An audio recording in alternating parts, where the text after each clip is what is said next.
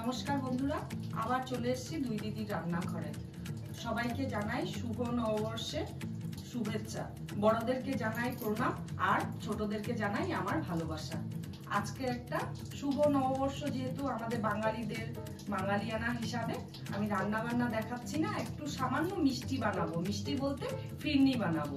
তো আপনারা পাশে থাকুন, দেখতে থাকুন। আমার ফিরনি বানানোর জন্য লাগবে, ঘরে যেটুকু সামগ্রী আছে আমি তাই দিয়েই বানাচ্ছি আজকে। 1 লিটার 1.5 লিটার দুধ লাগবে। আর এরকম বাটি দিয়ে হাফ বাটি আমি চালটা ধুয়ে শুকিয়ে নিয়েছি, ওটাকে গুঁড়ো করে নিচ্ছি। মিহি গুঁড়ো হবে না, একটু দানা দানা থাকবে। আর তার জন্য লাগবে চিনি, আর লাগবে আলমন্ড কুচি, কাজু কুচি, এলাচকে 3টা এলাচকে আমি গুঁড়ো করে নিয়েছি, আর একটা গোটা এলাচ লাগবে, আর অল্প লাগবে আমার কেশর। আর একটু 10 টাকা দামের এই পাউডার দুধের 1 প্যাকেট দুধ দিব। যেহেতু আমি অল্প বানাচ্ছি তাই এতটুকুই দুধ লাগবে আমার। আমি কিভাবে বানাই আপনারা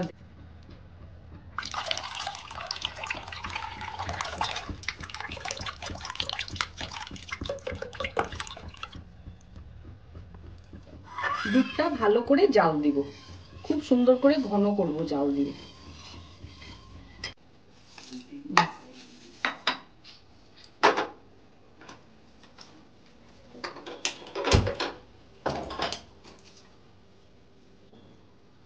অল্প চিনি দিয়ে চিনির ক্যারামেলটা বানিয়ে নিব। একটু জল দিচ্ছি সামান্য। চিনির ক্যারামেলটা এই পাশে গ্যাসে আমি বসিয়ে দিয়েছি, এটাকে বানাচ্ছি। এটা ঠান্ডা হতে লাগবে তো।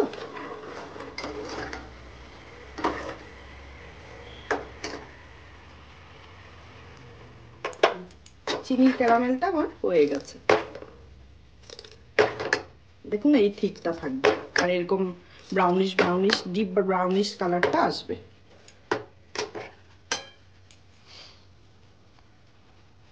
চিনির ফিরনিটা না, ফিরনি বানানোর জন্য চিনিটা যে জাল দিয়েছি, ক্যারামেলটা তৈরি করেছি, যে এরকম হয়ে যাবে ঠান্ডা হয়ে গেলে। দুধটা খুব সুন্দর করে জাল দিতে থাকবে, নাহলে ভালো লাগবে না, টেস্ট উঠবে না। খুব সুন্দর করে ঘন করে জাল দিতে হবে। এই একটা এলাচ আমি দুধের মধ্যে দিয়ে দিচ্ছি, আর একটুখানি গুঁড়োটা দিচ্ছি।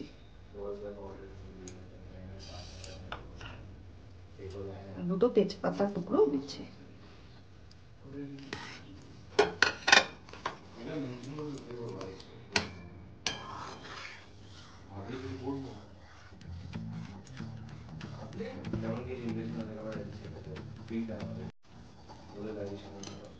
অ্যাড করে দিবে।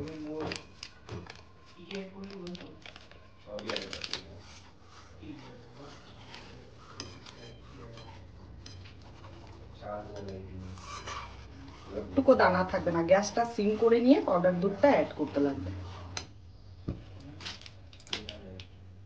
একটু ঘি দিচ্ছি আমি, এটা যার যার ইচ্ছা, ব্যক্তিগত ব্যাপার। দিলে দিতেও পারে, না চাইলে না দিলেও হবে। কালারটা কি সুন্দর হয়ে গেছে দেখেন, শুকিয়ে একটু ইয়েলো ইয়েলো টাইপের হয়ে গেছে। দিয়ে দিচ্ছি দুধের মধ্যে।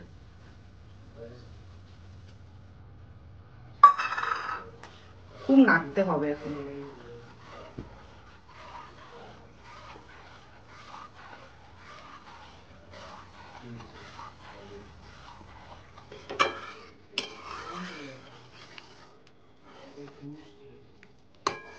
চালের গুঁড়াটা ছাড়বো। আপনাদেরকে আমি চালের গুঁড়াটা দেখাতে পারলাম না, আমি বললামই এই বাটি একটু কম 1 বাটি আমি চালের গুঁড়ো করেছি। চালটাকে ধুয়ে ভালো করে শুকিয়ে নিতে হবে। রোদে না দিলেও হবে, ফ্যানের নিচে শুকিয়ে নিলে পরে তারপরে শুকনো হয়ে গেলে একদম ঝরঝরা, একদম মিহি গুঁড়ো করবেন না, একটু দানা দানা সুজির মতন থাকবে, এরকম ভাবে গুঁড়োটা করবেন। অল্প একটু কেশর দিব কালারের জন্য। আপনাদের কাছে থাকলে দিবেন, না থাকলে না দিলেও চলবে, অপশনাল। এমনি ভালো লাগে ফিরনি, ভালো করে বানাতে পারলে খুব টেস্ট হয়।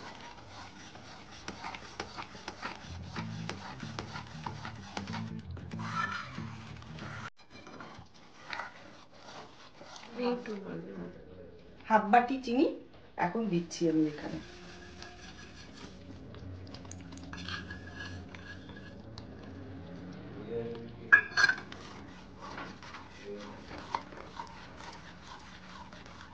খুব সুন্দর গন্ধ বেরোচ্ছে। গোবিন্দভোগ চাল, তার মধ্যে এলাচ পড়েছে, আর দুধের একটা গন্ধ, খুব সুন্দর গন্ধ বেরিয়েছে।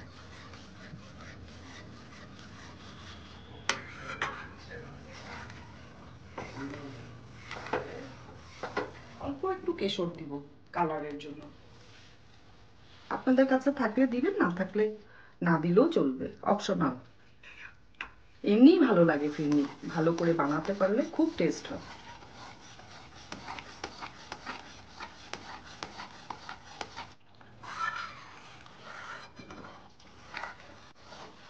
বাদ বাকি এলাচের গুঁড়োটা দিয়ে দিব।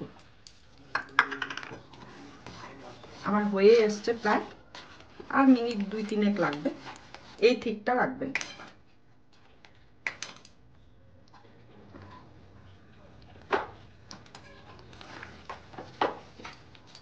চিনির ক্যারামেলটা দিয়ে দিব এখন।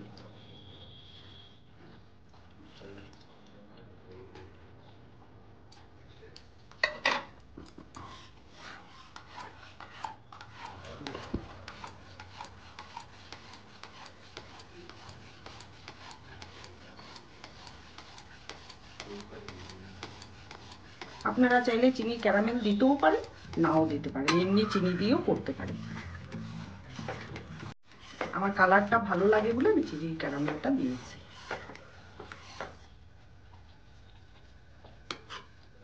এখন আলমন্ড কুচিটা দিয়ে দিচ্ছি, তার সাথে হয়ে কাজু কুচিটাও দিয়ে দিচ্ছি।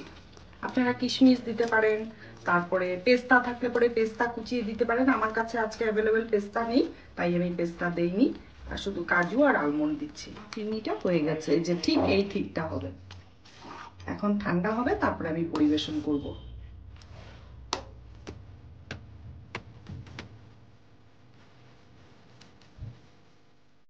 পাটিতে ফিরনিটা বেড়ে নিয়েছি, এখন উপর দিয়ে ড্রাই ফ্রুটস দিয়ে দিব।